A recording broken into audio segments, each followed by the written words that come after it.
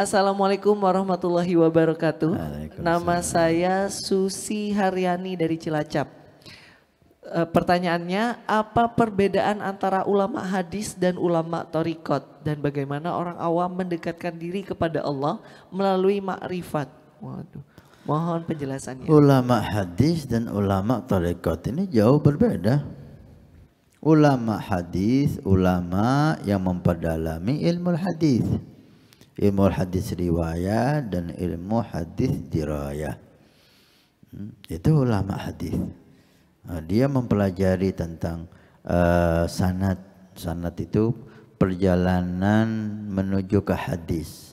Hadis itu namanya matan. Seperti an fulan, an fulan, an fulan, an Abu Hurairah qala Nabi sallallahu alaihi wasallam, an Sayyidina Umar bin Khattab qala Nabi innamal a'malu binniyat. Innamal a'malu binniyat ini matan hadis. An sampai qala Rasulullah ini namanya sanad. Ini ada ilmunya. Baik sanad maupun matan itu ada ilmunya. Dinamakan dirayah dan riwayah. Ini ulama hadis yang memperdalam.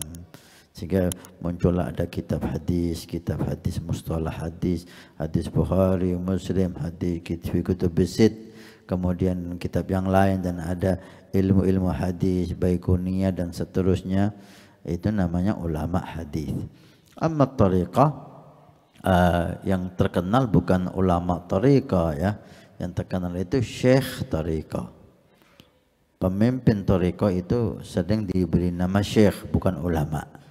Syekhut thariqah, Syekh Tariqah Nasyabandi, Syekh Tariqah Al-Qadiri, Syekh Tariqah At-Tijani, Syekh Tariqah, guru Tariqah. Dia enggak harus alim. Syekh Tariqah tidak harus dia alim. Yang penting dia rajul saleh, taqi, naqi, khasyi', wara', dan dia menguasai thariqah itu dan mendapat ijazah dan warisan thariqah tersebut, apalagi ditunjuk oleh syekh thariqah sebelumnya untuk meneruskan thariqah ini, dia syekh thariqah. Tidak ada hubungannya sama ilmu, walaupun ilmu harus diketahui oleh semua lapisan masyarakat itu, terutama orang-orang yang menjabat sebagai pemimpin tokoh-tokoh agama. Dia minimal mengetahui hal-hal yang wajib dan yang lain. Nah, ini Syekhut Thariqah. Tentang ulama, baik ulama hadis, ulama tafsir, ulama fikih, ini bab-bab ilmu, seseorang yang mendalami ilmu di satu sisi. Nah, dan insyaallah tentang orang awam memahami apa makrifat tadi ya, coba diulangi lagi pertanyaannya. Nah, seorang awam mendekatkan diri kepada Allah melalui makrifat. Saya tidak sependapat kalimat makrifah kepada orang awam. Awam ini jalankan syariah. Makrifat ini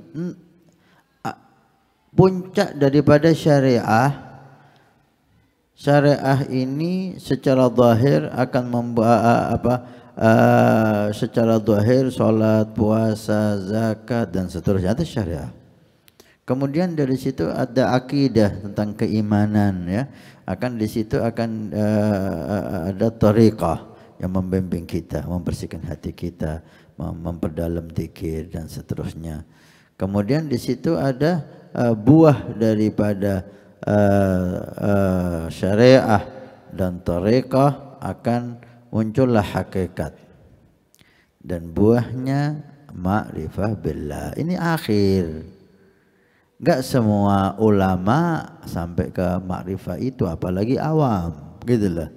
Apalagi awam, tidak semua ulama sampai ke dalam ma'rifah. Ulama enggak semuanya sampai ke dalam ma'rifah, apalagi kita awam. Maka awam itu identik dengan syariah, laksanakan syariah, kemudian bersihkan hati, cintai Nabi Muhammad, selesai tugas kita. Jalankan syariah, bersihkan hati. Syariah ini menjalankan perintah, menjauhi larangan. tinggalkan yang haram, laksanakan yang wajib, tambah yang sunnah, kemudian bersihkan hati Anda, banyak zikir, banyak sholawat, banyak Quran, selesai tugas Anda. Jangan Anda membahas tentang thariqah, ma'rifah, udah itu ada bagiannya sendiri. Jangan ada bagian sendiri. Tugas kita awam, jalankan syariat Allah. Perintah Allah laksanakan, larangan Allah jauhi.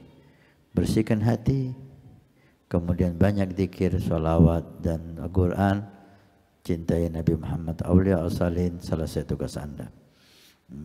Jangan membahas makrifah yang bukan perkara kita dan kita belum waktunya untuk ke sana. Tidak semua ulama sampai ke makrifah, apalagi kita awam.